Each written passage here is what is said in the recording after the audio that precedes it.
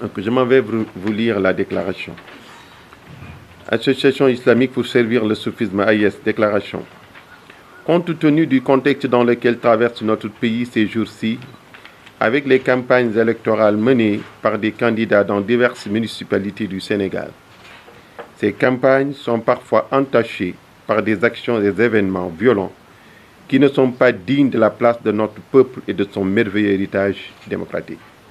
C'est pourquoi l'AIS appelle tous les candidats et électeurs à respecter ces points ci-dessus. Premièrement, faire prévaloir le langage de la sérénité et de la paix et veiller à soutenir la stabilité dans le pays par tous les moyens.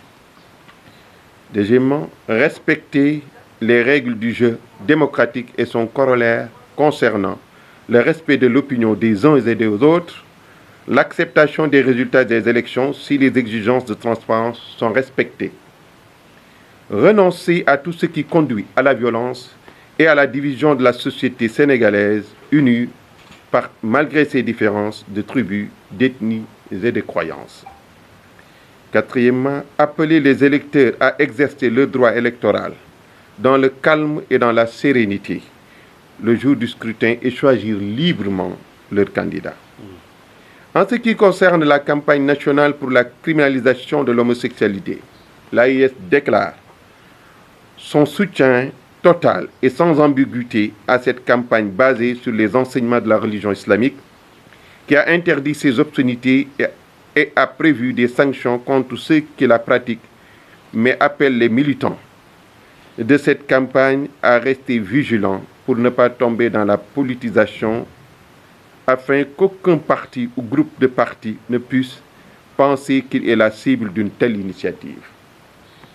En ce qui concerne la charte de non-violence, l'AIS ne s'y oppose pas, mais elle considère que les politiciens doivent être exhortés et sensibilisés sur le respect de tout ce qui contribue au maintien de la sécurité et de la paix dans le pays, sans exiger la signature d'un document à aucune partie.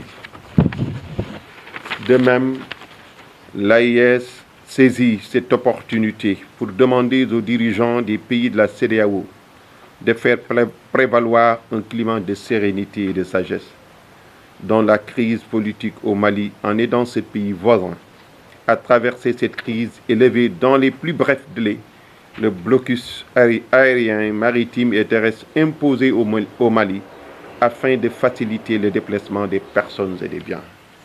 Merci de votre attention.